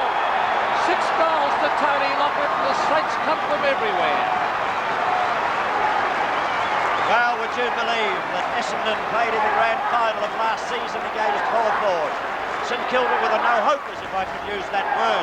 4th opponent going under Tony Lockett now. Carey's going to full back, and he'll be far too small, I would think, for Lockett. Lockett 6'3", Carey about 5'11". And the Saints, I said, were a very good side last year, but my word, they're giving Essendon a shake this afternoon. St Kilda lead by 8 points. Side bottom, just got the tap, doesn't go far. Comes to Turf. Can St Kilda go back into attack? They're about to do so. Has been driven off the boot of Tomei down to the half-forward line, with the mark taken by Weston. Weston of Essendon turns the tide. Paul Weston was one of Lockett's opponents, or his first opponent actually. There's a captain's mark. Beautiful mark, but it's a free kick in the meantime to Cunningham. Jeff Cunningham has been an outstanding player today with his tackling and his determination. Don't hand pass there. Kick it as long as you can. He's gone the short one, and that's a very ordinary kick and poor play by Jeff Cunningham. The ball back to the centre. There he is again, though, Cunningham. Over to Tomei. Tomei has the ball smothered. Great play by Hurd. Shane Hurd streaks across the half-back line and kicks it out wide. He's got a loose man there in Terry Danaher. The Bombers in trouble. Oh, well done. Oh, beautiful smother by the Saints. Oh, Morwood's copped it in the back, and that's a free kick, and that's poor play by Essendon. Well, Morwood on the wing position out of side will be looking into the half-forward zone, I would think, up toward Cowie. He's placed it, yes, and Cowie coming in from the back, can't take the mark. It's on the turf. Side-bottomed hand pass comes out, and the Essendon defence stands firm. It's Weston once again, drives them out of trouble. Little Fashini up high. Tapped down now toward Tomei. Tomei gets it into Morwood. Morwood can't pick up cleanly. Hooks it underneath. A charge for Keel. Keel's left foot kick comes out up to the half-forward zone. Could have been a free kick. It's given to Cowie over towards side bottom. Side bottom goes in with Madden in pursuit. It's side bottom and Madden. Madden wins out. Side bottom got the fumbles. A hand pass comes back to Carey. Carey's left foot kick takes them out of trouble, and a mark taken up there by Bradbury. Well, it was no mark, Jack. But he called it a mark. It hit the deck. I thought it was too. The umpire may have paid in anticipation. Yes, I don't think he could see, but still there's Shane Hurd coming away with the ball. The Bombers, they're desperate now because they realise they're in trouble. Weston kicks it long. Burns is there. A courageous mark. That's guts. A real gutsy mark by Greg Burns. He could have copped the grandstand there. Oh, Narkle gets bundled out of the way. It's a free kick to Phil Narkle against Tim Watson. And the Saints supporters have gone mad. Here's the short pass. Here's the other West Australian recruit there. And this is Cronin. Cronin with a hand pass. Beautiful play by Elphinston. He kicks long. He's looking for Lockett. Lockett and Carey. No mark. Bayon's the call. In they come again. Morwood come in. Got caught. Umpire said holding the ball. No, Tony Lockett didn't hold that mark. It was a great effort though, but you can see the height there. Jack's going to be a problem for Carey. And strength too. Western hand passes out of trouble, nearly into trouble. He gave it to Duckworth. He from half back goes up. Another injury at the Pearson side bottom again. And It's a chance now for Essendon to score if Williams can get the ball moving quickly. He does so, and a great mark and play on. Danaher. Danaher swings round in trouble. Van der Haar's caught, and it should have been a penalty, but play on was the call. The umpire, boy, Terry Danaher. But I thought it should have been a free kick against Van der Haar. Well, he should have either kicked the goal on his left foot or gone back and had his kick, and he turned straight into trouble. St Kilda 8 points in front. It's Essendon in attack, only 30 metres out from goal. Can St Kilda take it out? Keel's free kick, tackled too high. St Kilda fans are enjoying this. 15 metres. 15-metre penalty against Essendon for kicking the ball out. Tony Bahaja deliberately kicked it down into the fence, and oh boy, they've got their confidence up, Jack. Yes, Peter Keel now. What's he going to do? Is he going around the flank? That he's doing. Narkle's in there with Cunningham. They all fly. They're all getting too ambitious now. No teamwork in there. Could have been a free kick to the Essendon Zazard, but the umpire said no. We've been playing nearly 15 minutes into the third term. It's St Kilda, 12-8-80. Essendon, 10-12-72. And a charge for Essendon through Watson to go forward. He looks for fouls. The hand pass is poor, and it's out of bounds. And St Kilda are doing this at the moment. Cowie is manfully taken on all the big man work. Sidebottom's gone off the ground. The only really two tall players they have at the moment are Crow and, of course, Cowie, who, in my opinion, has been a tremendous team player all day. There's the ball thrown out. It's grabbed by Cunningham, who's been great all day. The ball up towards the centre wing. In they go after it. It's grabbed by Hurd. Shane Hurd onto the left foot, hooks it back towards half forward. Up they go. Cowie couldn't take the mark. Great play, Peter Keel. Taken away, though, by the Western Australian recruit there in Leon Baker. He gets it down towards centre half forward. It's a free kick down the field against Robert Mace, and this could mean a goal coming up to the Bombers, because Paul Van der Haar will be taking the kick from 35 metres out, or is it Frank Donnell? They raffled that one, and Donnell is elected to take the kick from 35 metres out directly in front, and you cannot afford free kicks down the field, Jack. No, and this fellow either, he kicks the ball a mile. Frank Donnell, normally a great kick. Essendon trailing by 8 points before the kick. Donnell puts it up high, the umpire right underneath it. Essendon get a goal through Donnell, and it's only 2 points the difference. Yes, and well, Robert Mace won't be too happy with that. He's a desperate player and trying very, very hard for his side, but you can't afford late tackles, especially when a bloke's kicking it down towards the forward line, and that was an easy goal to Essendon. At the moment, 12-8 St Kilda, Essendon 11-12, 2 points the difference. The Saints in front. We're seeing a tremendous game here at Moorabbin. Kilda lead by 2 points. The time clock approaching 17 minutes. The third term on Seven's big league. Up it goes and down it comes. Kicked by Cunningham, but nobody home for St Kilda. No one home at all at the half-forward position. That's happened 3 or 4 times, Jack. They must be all kick chasing. Battle on now. Oh, could have been a free kick there St Kilda's way. The umpire said no. Cowie pops it back overhead. It appears St Kilda's forward line's getting a bit rattled. Eagle wins out with a bit of pace there. He'll swing back toward the middle. He's gone in there. Morwood over the back, into the back of the opponent, and the umpire's paid the mark. Gee, it could have been a free kick. Morwood. For the kick out. Morwood kicks up high. No mark. Play on again. Duckworth gets it out to Watson. He can't make contact. It's on the turf. Desperate football being played by Cross. And the umpire said a bounce will be effective. He's a little goer, Andrew Cross. Look at that. He's into the packs every time, and a strong little bloke. And he could be a very promising player this year as a rover for the Saints. There's the ruck work again. Watson gets it on the left, but it's all the Saints. So Fashini's got it. He ducks away, goes for the long kick up towards Lockett. Out he comes. Too late, though, this time, and take an easy mark. One of Essendon's better players today in Peter Bradbury. Gets it across the face of goal towards Keary. Keary has a bounce. Lockett in hot pursuit. Keary kicks it right out wide. He's looking there for Donnell. Donnell against Cunningham. The ball bounces back. There's a bit of pace being shown there by Doug Cox, and no wonder, as he's a stall gift runner almost. In fact, it wouldn't surprise me if he was running next at the Easter Carnival. Jack, is that quick? Well, the boundary throw-in taking place on the outer side wing. Essendon trailing St Kilda by 2 points. Cowie doing a great job, as Peter McKenna told you. Bahaja picks up for Essendon, looking for somewhere to go. He straightens up, drives towards Van der Haar. Free kick to Van der Haar. The umpire said he was being held, so a free kick will be taken by Paul Van der Haar, well within scoring range. That would be about 45 metres out, and Van der Haar has 1 goal to his credit at this stage. Yeah, well, Paul Tomei grabbed him by the shorts there as that ball came down. That extra height there put Tomei under a lot of pressure as that quick kick came down. Van der Haar is a long kick of a football. Let's see what he does with this one. It's a drop punt. The goal umpire moves across and he says that's a goal to Van der Haar, and that is his second of the match. Well, St Kilda haven't given up the fight, of course. Essendon have just got to the front, 84 playing 80. It's Essendon leading by 4 points at this stage of the match, which is 19 and a half minutes into the third term. Peter and I have seen a very interesting game of football today. A lot of people thought it was going to be a one-sided affair, but believe you me, it has not been that way. The Bombers 4 points in front. Cowie in the ruck, beaten by Madden, comes to Foles, he'll drive long, and does he ever?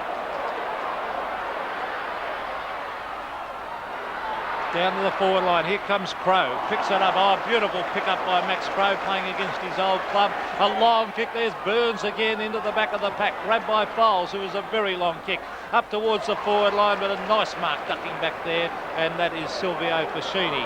Gone to Elphinstone on the half-back line.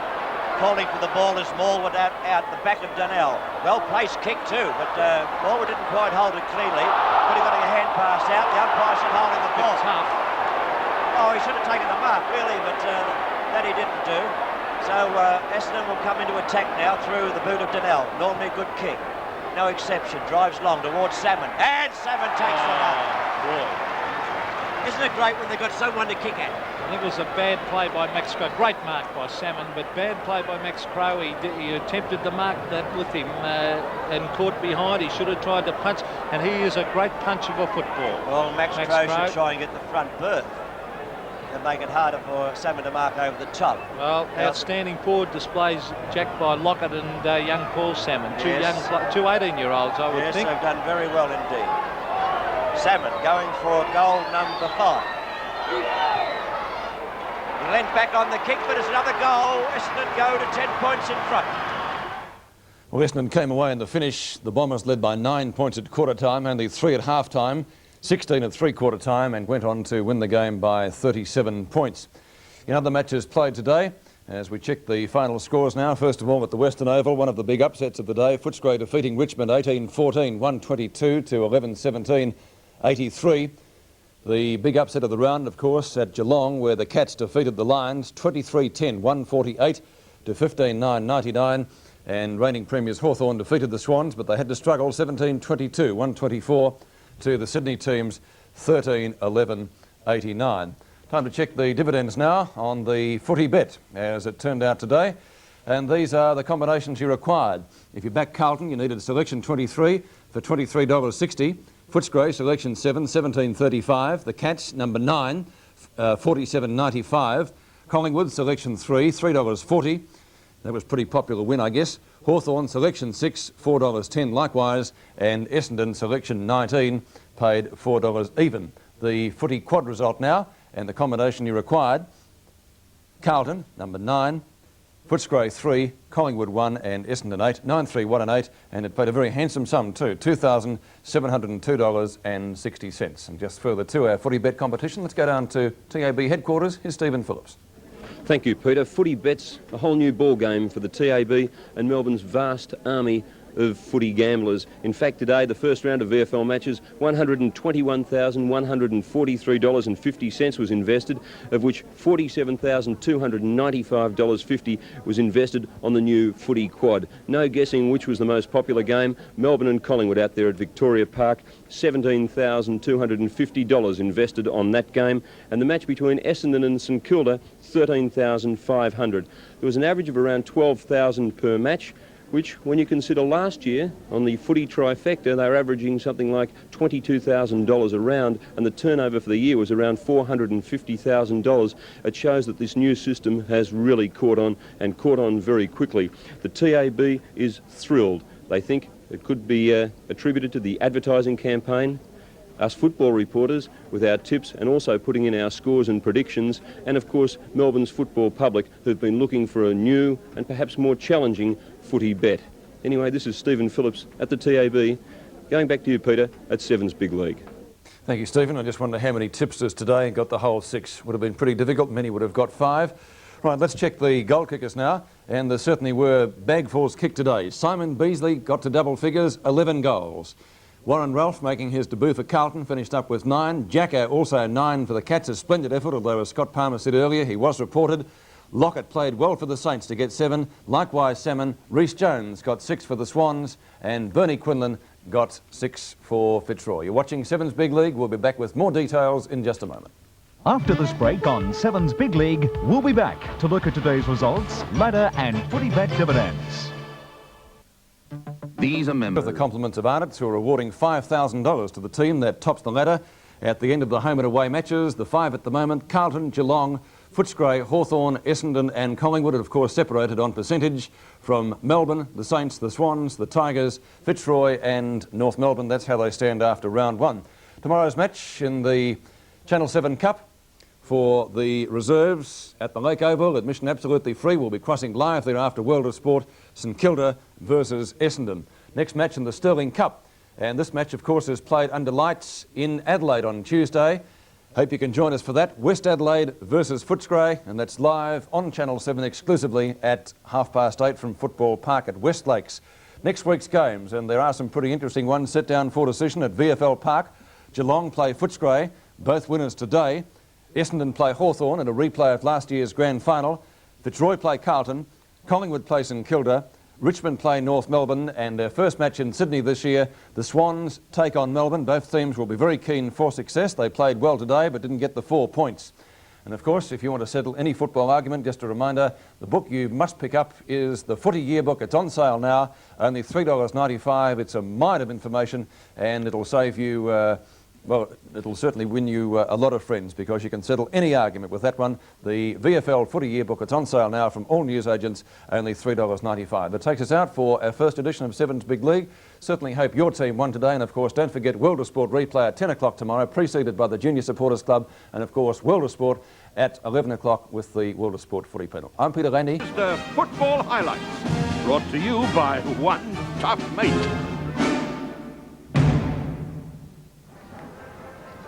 The flag unfurls and season 84 is underway, and the Hawks' message, the reigning premiers, for this season is quite simple. We've got more in store for 84. And away went the Hawks, the old-timers showing the way with Di Domenico.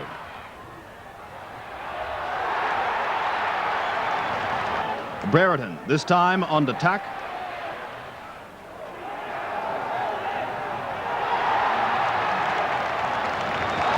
And Lee Matthews, forever dangerous in front of goal. It's now become a familiar sight, hasn't it? But here he goes again. Long handball. North Melbourne was certainly singing the blues, as new boy Alvin had a purple patch for the Blues. Well, that's young Alvin's first goal in league football. Pack flyer, this one will be... Madden off the ground. Falls a bit short. Big Honeybun. Honeybun flies high. Can't quite complete the mark, but he has support through Murphy. And he'll call the goal. He was going to play the free kick to Glasgow. Oh, Murphy in the thick of things again. Now a chance for another Carlton score. A great dash, and he gets it on to Warren Ralph, the new spearhead. Ralph from 2 metres out couldn't possibly miss. 5 goals to the West Australian. Was finally shot down. Hunter this time. Over to Ralph. And here's number 6. Pass to Ralph for goal number 6, and it's right through the centre. And at that stage it was very easy for the Blues. Alvin to Hunter, Johnston and Ralph. Johnson into the goal square, 7 goals to Warren Ralph. And the West Australian showed yesterday he can kick them short or he can kick them long. Here he is, lining up for goal number 8. And then some. Beautiful punt kick. That's 55 metres. Can he kick a ball? Ralph, what a kick. Beautiful goal, Peter. Schimmelbusch, he should find him. Ooh. North had few great tries for 100 minutes, but one who did never say die was skipper Wayne Schimmelbusch. Here he is with a great individual effort. He has. Trying to do it on his own. That's a great one-man effort. Well done, Wayne Schimmelbusch. Johnson. But if one skipper can do it, so too can the other. Here's the Dominator. Goal number 5. He's clear, snaps at the goals, he's put it through. That's 5 goals to Johnson. And Carlton 31 goals, 13, 199. On the flank. The Collingwood-Melbourne match was only 40 seconds old when 2 of their recruits combined for the opening goal. Regolo and Hughes. First score coming up, it swings back and Melbourne score 1 goal. Danny Hughes, first kick in VFL football. Robbie Flower, this time off the pack to Healy. After Healy, a goal coming up as Jared Healy snaps. Here's goes for the short Collingwood kick. captain Mark Williams on the boundary line, snaps truly. Chance of a score coming up, it's right through the centre. And Collingwood go to 7 goals, 7. But Robbie Flower's attitude, anything you can do, I can do better. Here he is, even closer to the line. Robert Flower puts the ball forward. A beautiful goal. Fellows. Perhaps premature celebrations for the Demons as Batterston and Johnson combine. Gives it to the player in Johnston running past. He fires away at goal and they're just peppering mad at the moment. There's another one. But the Woods refuse to wobble. Here's a snap from Ricky Barham. But he shoots and he goals. And the turning point of the game, this kick from Dacos. On the mark. Well, Dacos, it's a prodigious punt. What a kick. What a goal by Dacos. McAllister had only been on the ground for 10 or 15 seconds and he got in the action too. 4 points the margin. Forward line. Dacos gets the bounce. The Magpies at the front. Dacos gives it to Tony Shaw. In he goes. Shaw goes. The Woods have hit the front. And listen to the army of Collingwood fans. At the Western Oval, Beasley showed bite. Here he combines with Williams. Beasley again. His marking power yesterday was supreme. In it's fired once again. And here's the man of the moment. Coming from behind Stephen Perry and being paid the mark. Down at Cardinia Park, Jacko changes stripes with a snap. Here's Ablett. One of the great runners of the game. Brian Peake chips in for a very neat soccer-style goal. It only took a number of seconds for the Bombers to get their game going. Williams off the pack. And the first goal for Essendon, a well-placed kick. Great interest at either end of the ground. At this end, for the Bombers, Paul Salmon shows his strong marking power. While at the other end of the ground, St Kilda had a young player by the name of Lockett. Can the kick travel that far? Lockett behind his teammate. Yes! Another great pass. Tony Lockett. His great courage shown by Greg Burns of the Saints as he shrugs one tackle and kicks truly with the left foot. Combination of height and skill as Watson receives and bursts away. Watson goes goalward. He puts it on its way. It's going close. It's another goal to Essendon. And our footy highlights for the first week, and if that's any sign of things to come, we're in for a great season. The winner of our $500 in this first week is this man, now wearing the number 22 jumper for Carlton, Warren Ralph, after a superb... And the Blues were in the thick of things yesterday. Here's one from Wayne Harms. And another from the same player. New boy Tom Alvin also in the action. For North Melbourne, Stephen McCann. Yes, that's his first shot by Dick. Back to the Blues and Jeff Southby from behind. Fairly and squarely. Kick number 12. Now Spiro Korkomilis. For Essendon, the big man up forward yesterday was Paul Salmon. Teammate Terry Danaher. For the Saints, Tony Lockett. At the other end of the ground, he finished also with 7. Here he is again. His teammate, Greg Burns. Watch the number 11. Collingwood's Ricky Barham. This time he makes no mistake. Top gives it to the And newcomer, Dale Woodhall, pulls down a one-hander. Shane Morwood can do exactly the same. Now for the Demons, Mike Reynolds. Speaking of one-handers, if you don't mind, Michael Reynolds. It's a kick forward. Collingwood skipper, Mark Williams, backing into the pack.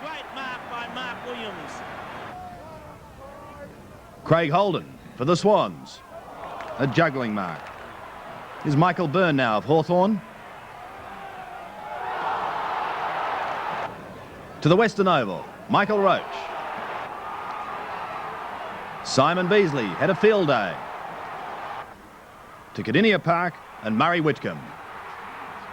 Gentlemen, your thoughts? Well, there were some great marks there. I think you boys will agree. And to one of the greatest low marks of all times. What's your opinion, Bob? I was there watching a few of those big fellows take the mark, so I think I know a bit about that, Lou. And I like the fact that when players go for the mark, they have their eye on the ball and one grab. And from that point of view, I thought Tony Lockett's second mark was a top one. Even the way Whitcomb went about that last mark, coming over the top of the player, he still had eyes on the ball at all time. And there were some good marks there. Burns was another good one, but I like Lockett. What about you, Jack? One of the greatest high flyers of all times. Well, I'm just going for one here today. I'm going off my track a little bit here, Lou, just a fraction. Well, you've been off your block a bit, so you must go off your track. Go on. These little fellas here, oh, you've got plenty of tea. What was up to? Yes, Salmon, I liked his one-handed mark. I thought it had gone out of the game. Salmon, as far as one-handed mark is concerned, but that was a deliberate one-handed mark. The other fella held his other arm to his side, and he had to lean back and take it with that hand, and he took it beautifully too, and it was a well-manipulated mark, and I liked it very, very much, and thanks for keeping it in the game, son. Well, how about that, Sockeye? That's something from Jack Dyer there, but the mark of the day, and he receives $100, and that goes to Tony Lockett of St Kilda. That's the second mark. That's a beautiful mark by Lockett. Eyes on the ball, fingers outstretched, and of course, is it any wonder he won? Could be okay. It's a goal to North Melbourne. The Blues' new boy, Warren Ralph. A long, long way out. Watch this kick. And that's about 50 metres from goal. And then some. Beautiful punt kick. That's 55 metres. Can he kick a ball? Back it goes. And now look at the captains. Firstly, Wayne Johnson of Carlton. That's 5 goals to Johnson. Down the ground. And Wayne Schimmelbusch of North Melbourne. Takes the mark and off he goes. Certainly has tried. That knee was bandaged during the first quarter. He came back on. Player since half time, but he has. Trying to do it on his own. That's a great one-man effort. Well done, Wayne Schimmelbusch. Now to Moorabbin, St Kilda's Greg Burns. Towards the half-back line, grabbed by Burns on the left foot. He fires. And he's put it through. On the other side, Tim Watson. Now taken away by Watson. Here's danger for St Kilda. Watson goes goalward. He puts it on its way. It's going close. It's another goal to Essendon. Now Melbourne champion Robert Flower. Tucked in the pocket. Chance of a score from the forward pocket. Robert Flower puts the ball goalward. A beautiful goal. This is the kick that many say lifted Collingwood when they looked gone. Peter Dacos on a half-forward flank. A prodigious punt. Prodigious punt! What a kick! What a goal by Dacos! To the Western Oval now, and Footscray's Brian Royal.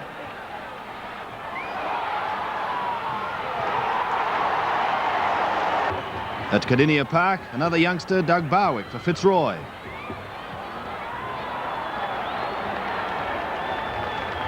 And one of Geelong's recruits, Gary Ablett.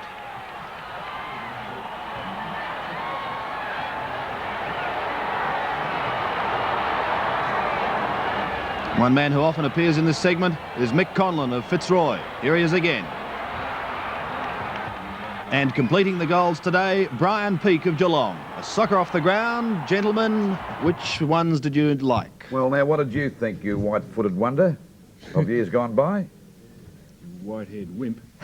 I must say I liked the deliberate shots at goal. I liked Ralph's and Dacos. They were great kicks, as Sandy said, prodigious punt kicks, and they were very good goals. But just purely from trying to lead by example, Wayne Schimmelbusch running down the ground at North when his side were completely outclassed, I thought his was the goal of the day. Well, Hot Lips, you'd have been very proud of Ralph's goal, seeing that he was a full forward.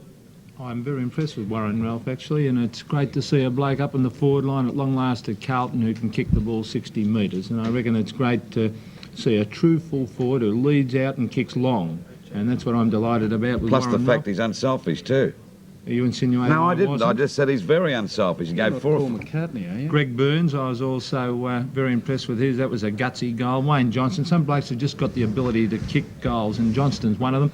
But no doubt in my mind, Wayne Schimmelbusch, even though they were being thrashed, he's still got that great captain's dedicated effort. Tremendous goal by Wayne. Well, incidentally, fellas, all these winners are eligible for the $5,000 Midas Muffler Goal of the Year. And our winner today is Wayne Schimmelbusch, the captain of North Melbourne. This is a real gutsy goal. Not that North had many players firing, yes, but Wayne gave his all as usual. Balks a player there to get around him nice and easily, and fires up at the goals, and there was never in doubt. Brought to you by One Tough Mate. First up, the grand final replay, a day for big men and big